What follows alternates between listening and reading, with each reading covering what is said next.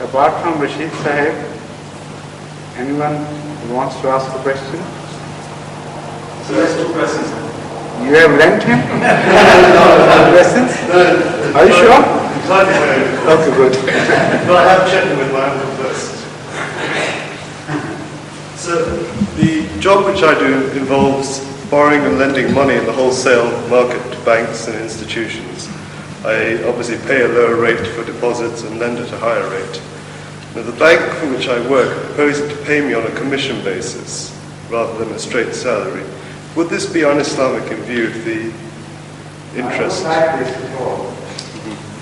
You have to work on anything when you on commission basis. It is different from working in a bank with a straight contract of salary.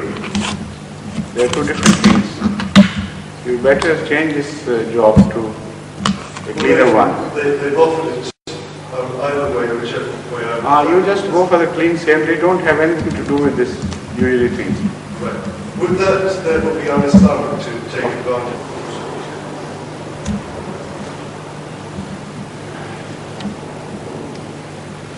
What is the second question? You Well, had 2. the second one was to do with an article in the Times last week. There was a photograph in the Times last week, I don't know if you saw it, of Muslims praying in China, in a certain province, I forget which one it was. I was wondering whether we as a movement had any sort of representation in China, or were considering it in any way. We had kept our conference in China. We are also sending some cassettes and some literature too. And only recently we prepared a plan to publish 10,000 copies of Islamic philosophy, rendered in Chinese previously but revised and brought up to the mark by Mr. Usman Chun Lai. Usman Chu. So this is Chow, I think, Usman Chow. And it has been sent to Canada for publication, or is it going to be published here? Well, it has been sent to Canada as well as Hong Kong for their quotation. Haven't you heard from them? There was a Chinese convert in Canada last year. It was he, in fact, who undertook this job, both to finance and to publish the book. So all the money we spend would be supplied by him, and the method of distribution would also be devised by him, and he will execute it as well. So this is a great opening for us. How do you think the Chinese government will react? Do we have to require special You have to abide by the Chinese laws, then the Chinese government will not react unfavorably. But if you break their laws, any government would react unfavorably, of course. So it is difficult to go large-scale preaching in China under the present circumstances. But on minor individual basis, I think we can still make some headway. Yes, needs up.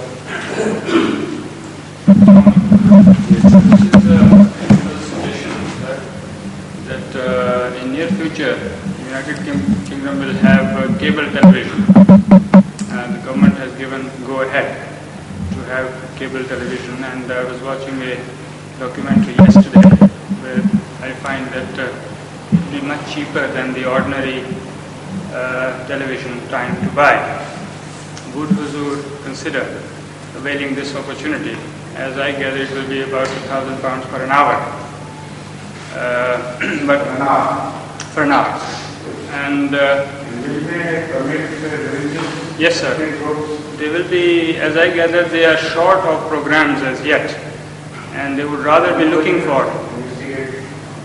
They would be rather looking for this.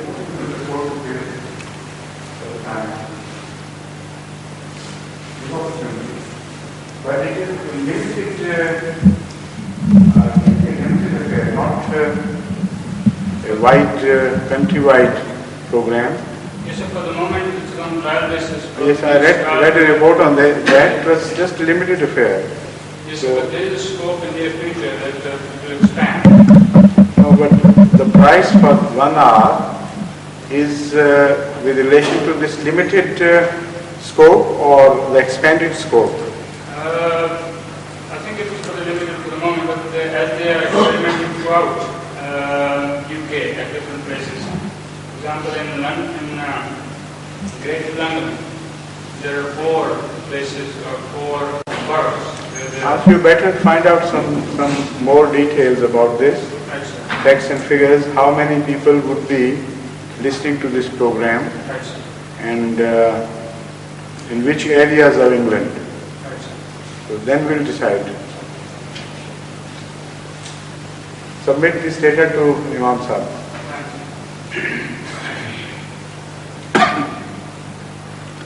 Now, Chaudhry Muhammad Abdul Rashid Sahib, your turn has come at last. So this is Hazrat Masih Maud Allah. The more you ask questions, Yeah. the size of this packet on which you have written questions is swelling the more instead of decreasing. Well, I have few questions. This I Your would- rate of collecting questions is faster than your rate of asking questions. It's true, sir, because I have problem at home. I love to come every day, but my heart is here all the time. This question is from Hazrat Masih Maud saying, एक दफा एक शख्स नमाज पढ़ रहा था, तो हजरत मसीह मौद अलैहिस्सलाम ने उसको आवाज दी, उसने नमाज तोड़ दी और आपकी खिदमत में हाजिर हो गया। लोगों ने इतराज किया, तो हजरत मसीह मौद अलैहिस्सलाम ने फरमाया, अगर कोई शख्स नमाज पढ़ रहा हो और खुदा का नबी उसे बुलाए तो वो नमाज भी तोड़ सकता है। Not only this, it is an order. The fact is that once this happened at the time of Huzur Akram sallallahu alaihi wasallam, Huzur called for a sahabi, for the companion, and he came a bit late. So Huzur sallallahu alaihi wasallam asked him why. So he said, I was saying prayer. So Huzur was angry at this. He said, didn't you hear me calling you? That was enough. The point is that Imam, particularly this relates to the Prophet in fact. But occasionally a situation may arise that deriving authority from this, other Imams also may order people to lead the prayer for a national issue more important. Because there can be some crises which affect larger national issues where urgency is highly required. So it is not for the person to decide, it is for the Imam to decide whether this opportunity has arisen or not. That is with regard to every other Imam who derives his authority from Huzur Akram sallallahu alaihi wasallam. As far as the Prophets go, this is their prerogative. When they call anyone, the question simply does not arise whether this is that occasion or this occasion. He must immediately attend to the call. And as far as I remember, Huzur sallallahu alaihi wasallam mentioned that verse of the Holy Quran as well, where it is said that whenever you are called by the Prophet, pay immediate heed. So, but this is to be checked. This I know positively, that Hazrat Rasul Akram sallallahu alaihi wasallam did not like his tarrying behind and reprimanded him for this.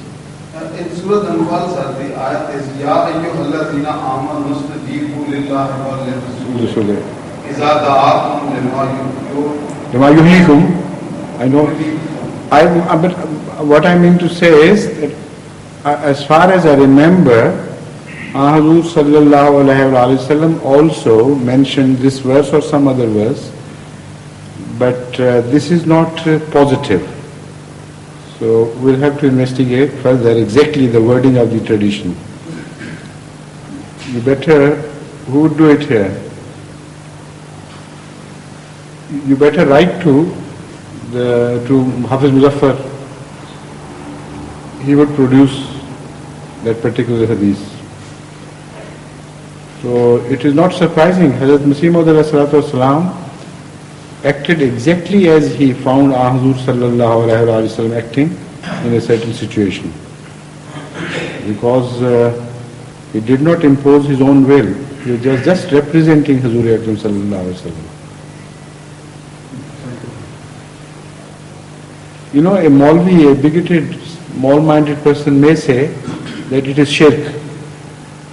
He is worshipping and yet he attends to another person's call. And they simply miss the point altogether.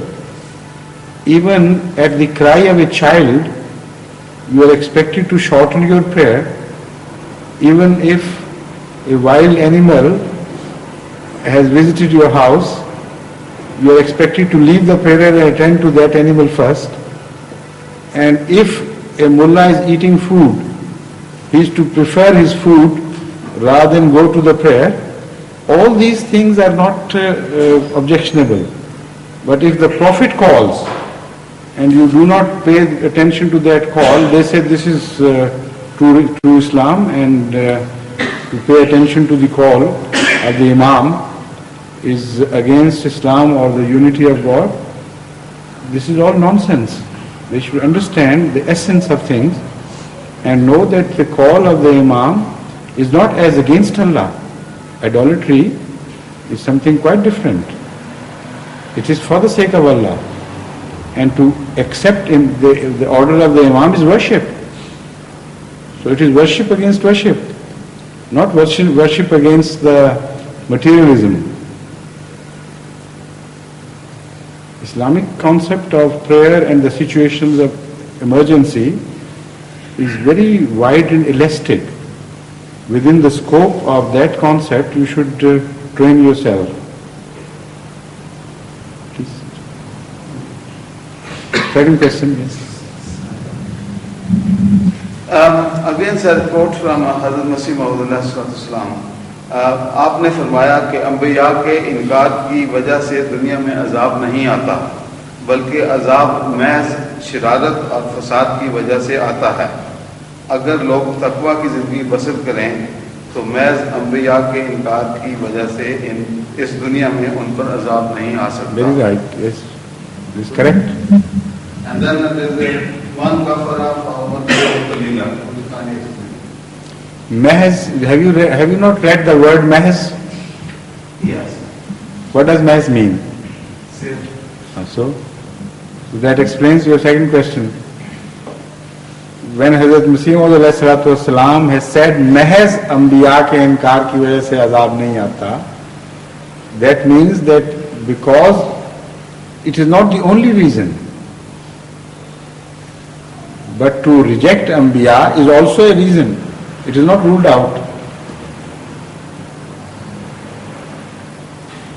This is why Hazrat Masih Maud ﷺ has said that read my books 3 times to fully understand them, because his language is very correct and methodical, and it is so important to pay stress, to understand the wording, that if you just loosely go through it, you may infer completely something different than what he wants to say.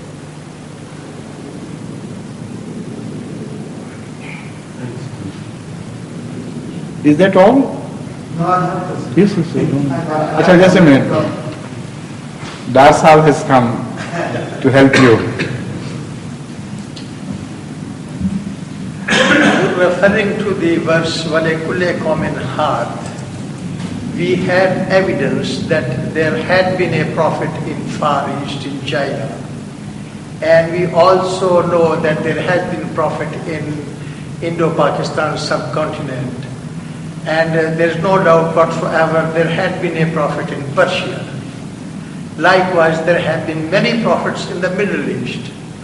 Is there any evidence that there has been a prophet in Russia or African continent? Russia, by Russia you mean Russia, geographical Russia of today, political Russia of today? Russia of today covers a large part of Iran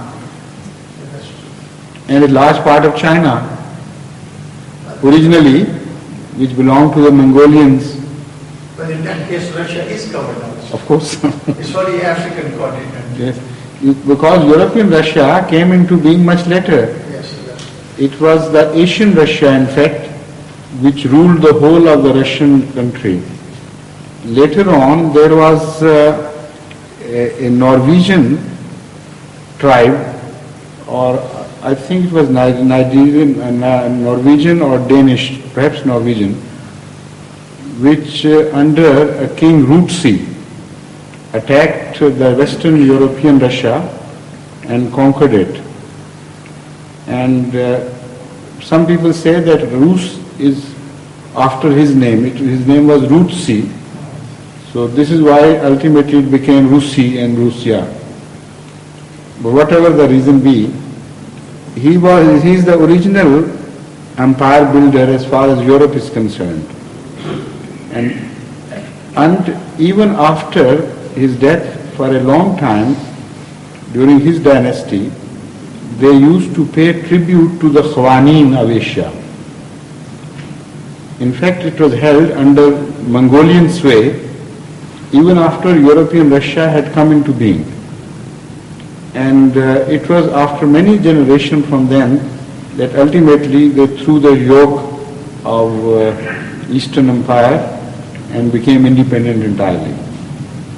So, as I have mentioned before, geographies are not fixed things. They should be read in context with the history. So they are historical geographies as well. If you consider the historical aspect of geography, then many question is solved automatically.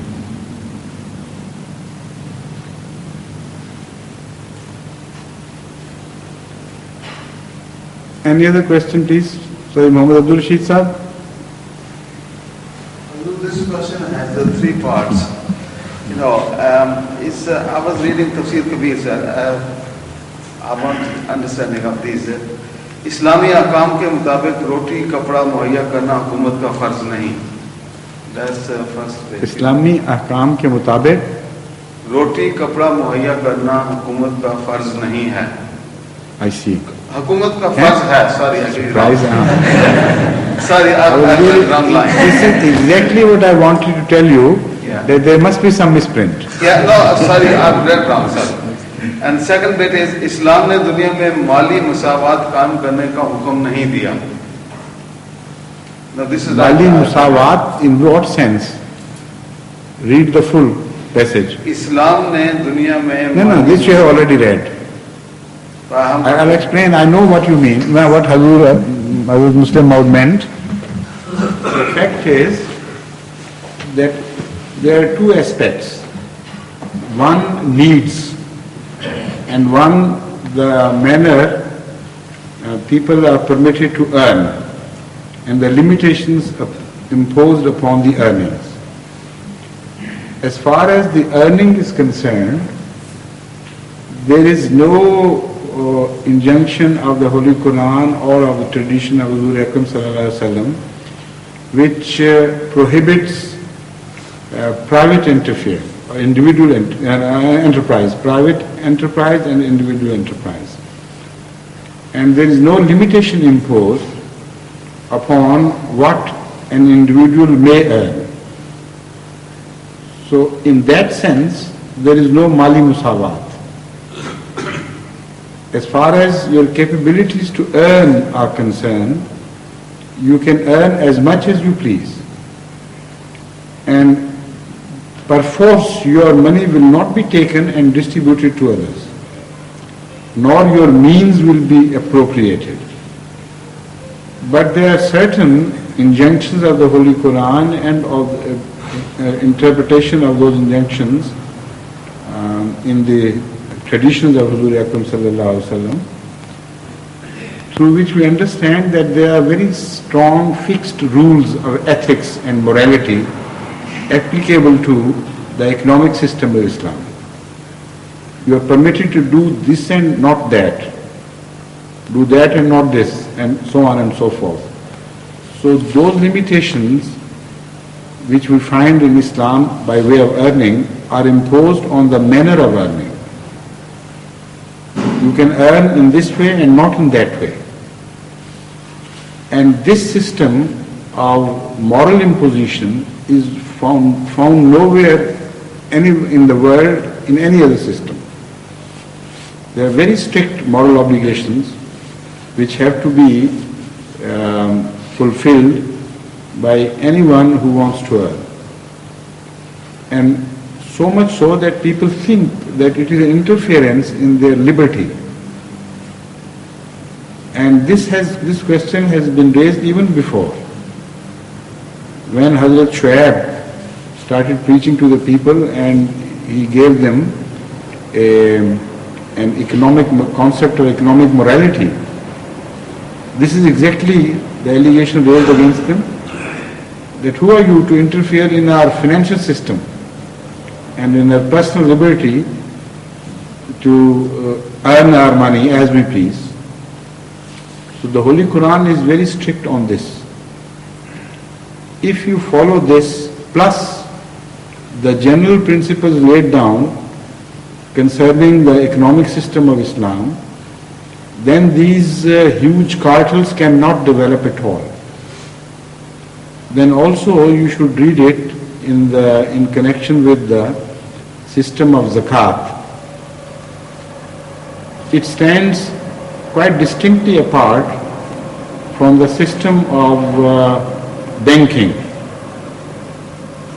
The motive forces are completely different. One is positive and the other is negative. But of this I don't want to speak here because it's a subject which requires much longer treatment. But all these factors taken together are responsible for keeping a balance in the distribution of money. Despite the fact that there is no ultimate limitation imposed, yet because of the system being balanced, the philosophy being balanced, the net result is a balanced appearance of economy.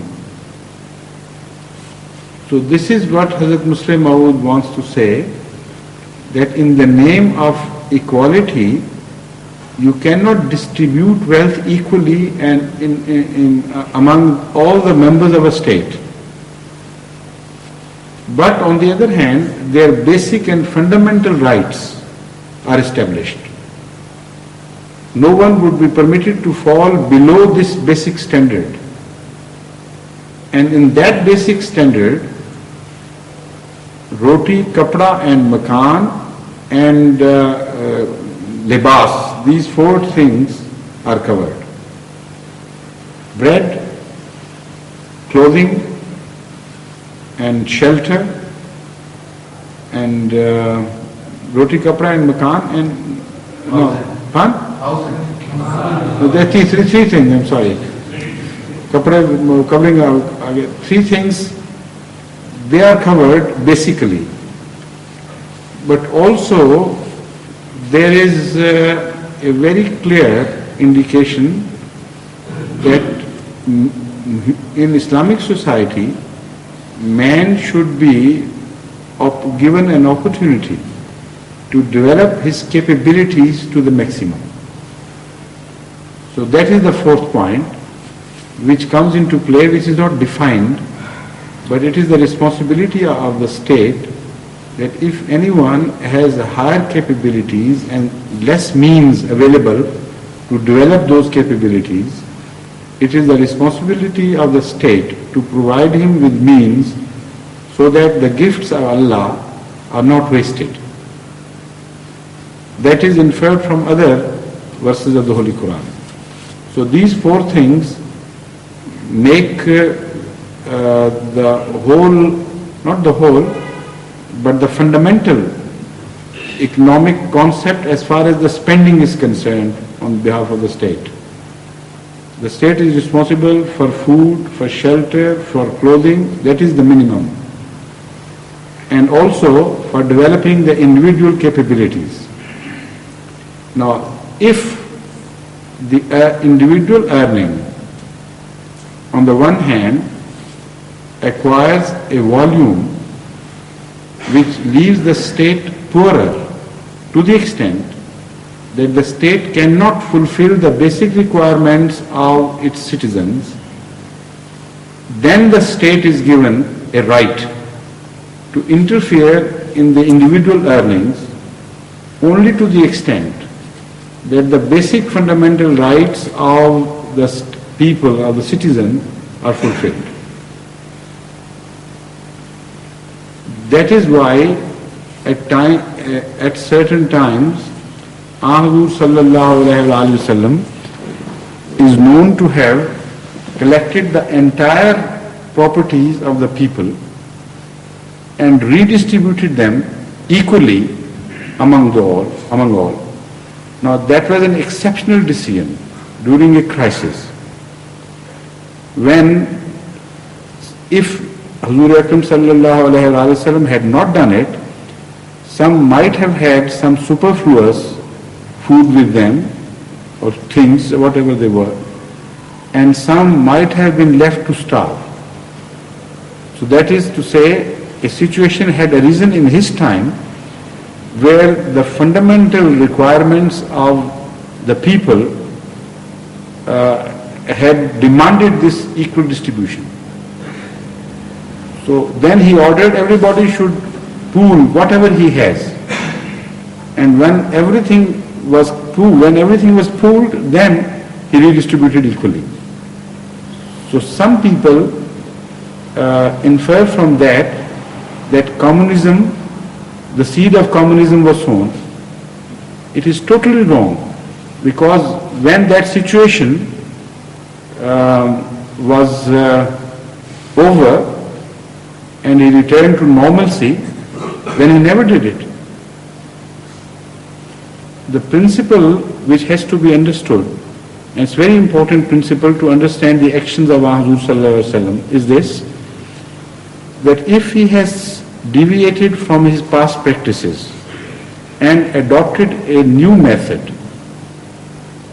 and then he has not left it till his life, till his death, then that would mean that he has nullified his previous practice, and the new practice is now the official version of Hazur Akram sallallahu alaihi wasallam's tradition. That is good, and the previous is cancelled out.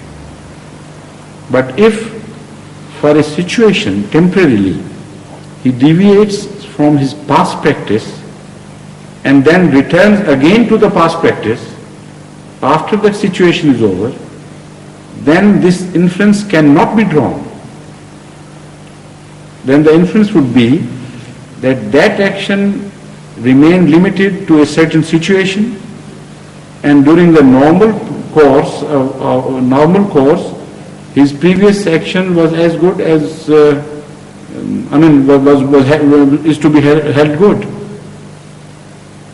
So this is that situation. A time of war, when the Muslims were engaged in a battle of life and death, then that shortage appeared, so that every man could not be provided with his basic needs. So he pooled the resources and redistributed them. So in those situations, that instruction of Hazrat Muslim Maud will not be valid, because it doesn't mean in that sense. He has said both things together. That Islam says these basic requirements are to be met, and Islam does not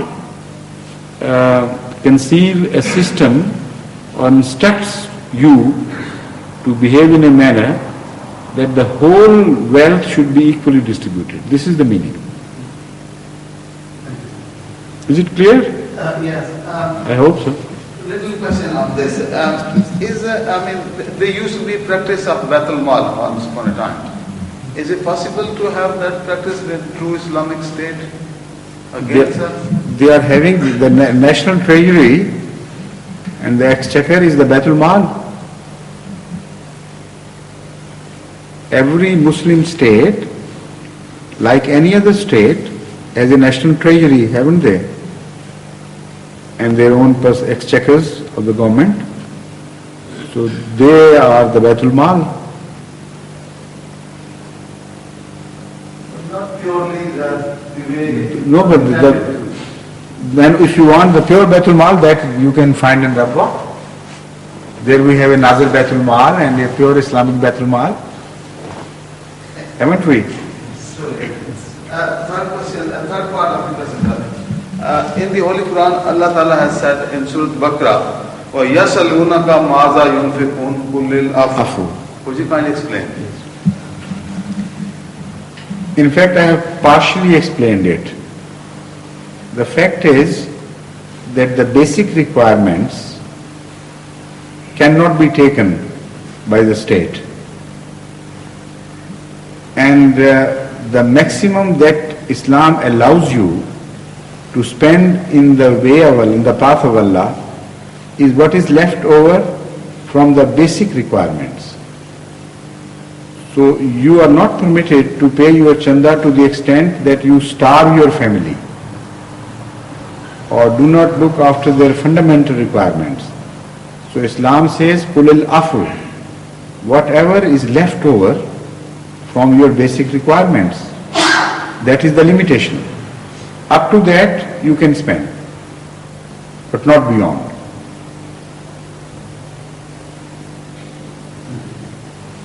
Yes, please. When a certain amount of money is paid at a certain fixed rate against a certain amount that is called as interest, I find that there is a parallel when somebody lets a property, that he lets that property at a fixed rate against that asset. Isn't there a parallel, sir? Would you kindly explain? I can't, you mean the ordinary renting out of houses? Yes, sir. It has no parallel whatsoever. For any property, sir. Fine? Whether it may be a house or a shop or whatever, Yes. any property, Yes. it is let at a fixed rate. Correct? I think that there is a return at a prefixed rate, and apparently there is a... But where does Islam say that return at a prefixed rate is prohibited? So when I understand interest... Interest on what? Interest on certain amount. No, on capital, on money. Yes, sir. So that is not money. The property could be No. used as a capital or... No. It is very clearly laid down that it is not money. It is anything which is usable. You can rent it out against the usage, and you get the rent, and the rent cannot be collected and multiply itself, while the capital can behave in this manner. Suppose 6 months rent is due to you, you are not permitted to charge interest on the 6 months rent in the same ratio as there is between the value of the property and the rent, because this is not interest. This is completely different altogether. The fact is that you must understand the philosophy of this prohibition. Capital, which is fluid money, that is used to propel the wheel of economics. And Islam prohibits the usage of this source of energy in a manner as it is, number one, it is not directly involved in the propulsion of the machinery, economic machinery, and the person who lends completely breaks away from it and begins to charge on the capital itself, regardless of its production. Now, I'll have to explain this because it's a rather complicated affair to understand this philosophy and make distinctions. The fact is that when you use money to move the wheel of economy yourself, the wheel of economy will not create predictable results. It's impossible for anyone to predict whether it will run into profit or will decrease the capital. Can you predict? No one can. While if you rent out a house, the benefits are predictable. And the moment the benefits cease to exist, he is at liberty to leave the house and go away and nobody is at loss. But here, when you give money to somebody else for employment in economic concerns, it all depends, and there are so many factors involved, whether that money will multiply or decrease. So when you don't know whether the money is going to multiply or decrease and at what rate, how can you fix a rate of profit on that money? You follow this? There is a positive distinction between this and the renting out of houses. You can't conceive of a situation when the person who has taken your house comes to you and say, it is a total loss. That house, I paid you for 1 month and I could not draw the benefit out of your house, and everything has been lost totally. I mean, this is irrelevant. This has nothing to do with the situation of the house. If the house gets demolished, then it's the responsibility of the person who owns the house to build it. And as long as it's usable, the person who has got the possession of the house by paying rent, he can make use of it and he's free to leave it when he pleases. But in the economy, it works differently. There the money cannot either produce or decrease without being married to human values and some other factors which are not in the control of the persons concerned alone. There are governments which come into play, there are international factors which come into play, and so many other things. And nature also plays a very important role in this. For instance, you go into the cotton business, and because of the inclement weather, the crop has failed, and the situation of the ginning factories would be completely different from the situation when it is prospering. The situation of the prospectors would be completely different, and they will not go in unison with the situation of the ginning factories. And these factors are not only unpredictable because they depend upon the weather and other factors, but also many other factors get added. The New York market and the requirement of cotton by the Japanese and so on and so forth, and the contracts which are made by a particular country with other governments, and so many things come into play about just one single item of trade. So how can you predict anything? So Islam tells you to be fair. If somebody has lent you out money and you want to use it for trade, then use it for trade, and the contract should be that of sharing the loss and the profit equally, or to the ratio which you agree upon. But it should always be an open possibility, both for the profit and for the loss. This situation is not applicable to the renting of houses, or is it? So that is the difference.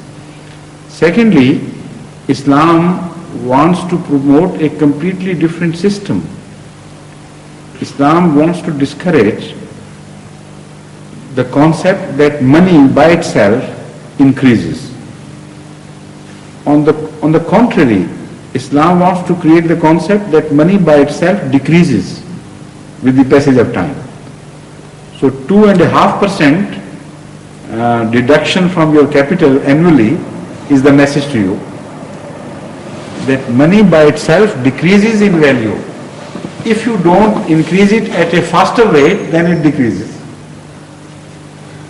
So in the Islamic system of zakat, there cannot be any inflation.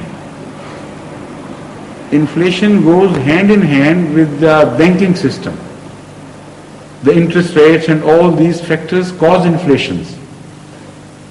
And when Islamic states charge 2.5% against the capital, the money becomes steady. And the only factor which either increases or decreases it is the human factor. And there honesty comes into play, and capability, and your art of trade and knowledge of this and that, all these factors, and your efficiency and your laboriousness or laziness, all these things, which are human values of course, they are married to that capital, and then different results are produced differently. So if this is the system, then you can immediately understand that human values will be promoted in the economic system of Islam. And it will be a widely distributed factor which will not only be channelized into a few hands and a few banks, but wherever in the Muslim society you have a surplus money, either you will think of employing it yourself more wisely because you can't deposit it in the bank, or you will have to find out honest people, honest firms, whom you can believe that they will not play tricks upon you, and also capable people. So this is the concept of Islamic economy. In the banking, this concept goes overboard, and a different thing begins to happen, accumulation of money into certain hands. What our banks pay to the individual lender, if that were a genuine rate of profit, no banks could survive in the world. They know that what they pay is less and what they get in exchange is more. And certain laws cover this. There is no question of profit and loss in this regard. The whole financial system is built like this. So a state appears in the economy which has been described in Surah At-Tatfif. وَيْلٌ لِلْمُطَفِّفِينَ الَّذِينَ إِذَا اكْتَالُوا عَلَى النَّاسِ يَسْتَوْفُونَ وَإِذَا كَالُوهُمْ أَوْ وَزَنُوهُمْ يَخْسِرُونَ. That woe to those, curse upon those who when they give things, they give less, and when they receive more. So this is the economic state in a banking system. And the cartels which develop, and the governments are also involved on the side of the banks, etc. They are so powerful and so huge that it is impossible for the individual to get more from the bank.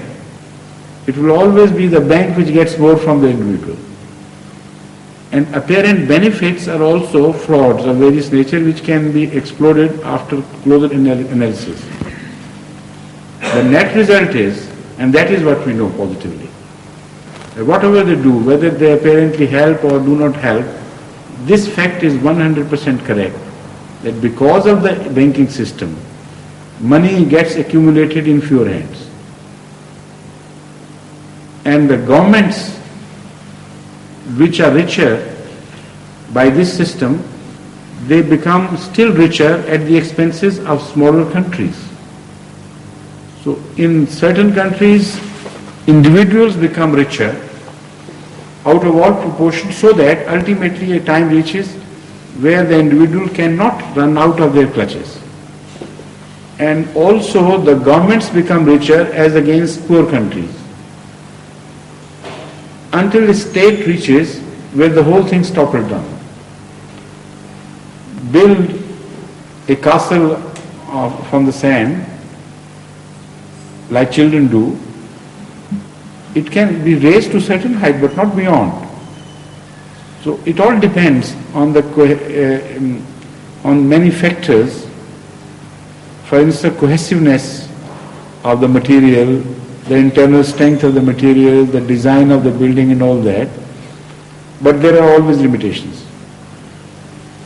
You can build skyscrapers, of course, in American economy, for instance, but the skyscrapers have also their limits. Similarly, and those limits are directly related to the base, and the sum total of the engineering knowledge and mathematics and so many other sciences, all these form a base. The wealth of the country plus all these factors belonging to the realm of knowledge, they form the base. And the base has a direct relationship to the height of a building. Like in material terms, this is also true in the terms of values. So in America, there is a possibility for the economy to rise to a greater height than there is a possibility in Pakistan, for instance. The accumulation level, which reaches a dangerous point, would be different in different countries. But there would be a level, this I must tell you. And when that level reaches, then the economies begin to collapse and then the world wars appear. And then the banking system plays its havoc in another way by promoting and prolonging the wars.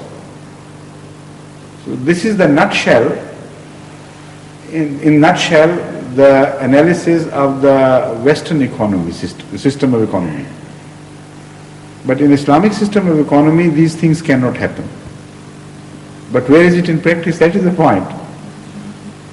And it cannot come into practice unless Ahmadis spread out in the world and do preaching and ultimately win lands where they can demonstrate Islamic system. So that time apparently is not yet come, but you must at least guard your system as far as theory is concerned. Every Ahmadi should be well convinced that Islamic system is the only true answer to the world problems. Because otherwise, this system is bound to end up in wars. There may be greater distances between wars due to other factors which raise the threshold of patience. But ultimately, these things are going to break down.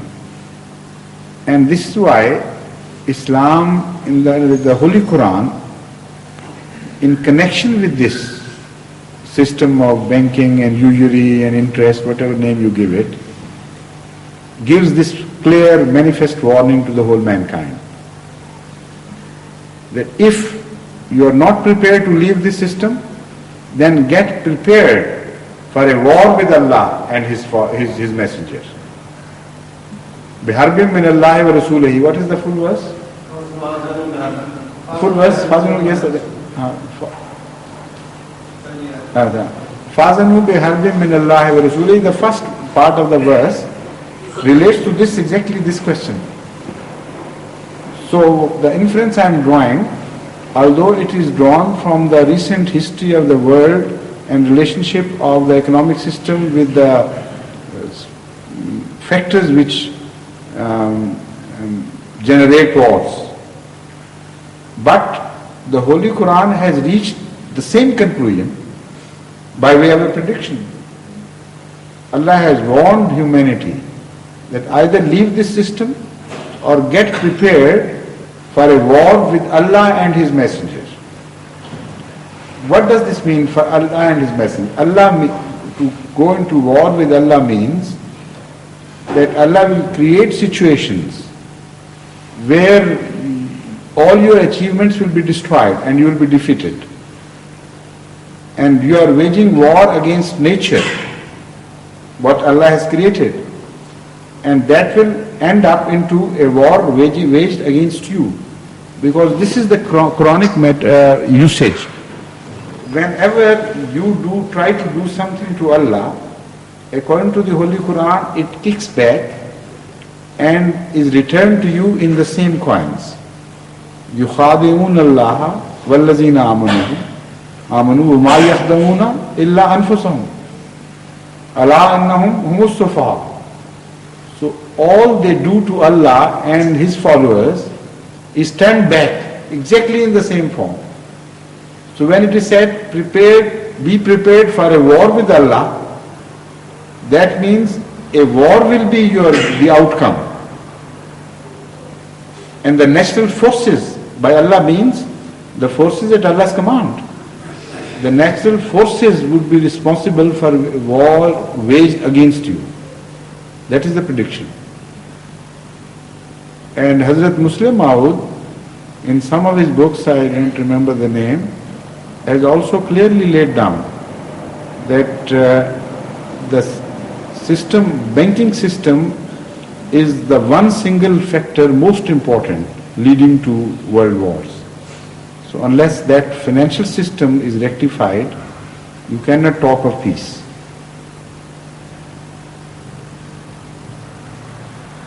But I mean, I couldn't do justice to this subject in so short a time.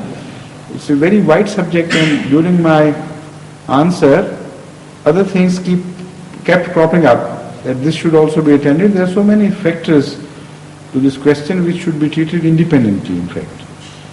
But that is the subject of a longer address, not of this majlis. So it's time now for the prayer, unless Chaudhry Muhammad Rashid Sahib has something which is bothering him. It's a small question. Yes. Sir, beside Dua Maghfirat and Sadqa Jariyah, what else one can do for their parents who have died? Dua Maghfirat and Sadqa Jariyah, one can do quite a few things other than these. The fact is that if you live the good points of your parents, that is the best thing you can do for them. Everybody has some good points and bad points, and none is perfect. Apart from the prophets, leave them alone, they are comparatively perfect. But leave the bad points of your parents alone and take up the good points. This is the best service you can do to your parents. And if you do that in reference to them, then maybe Allah goes on adding goodness to their account and starts deducting their bad points, because their offsprings have cut them off completely. So it would be a very effective silent prayer for your parents. And secondly, you should be kind to those to whom your parents were kind. You should love those whom your parents loved as much as it is within your scope and it is possible for you. Because Ahmad sallallahu alaihi wasallam did exactly the same thing. Not only with regard to parents, but for instance, we don't know much about the relatives of the parents which were outside his general relationship. So we can't pinpoint about that as far as the parents go.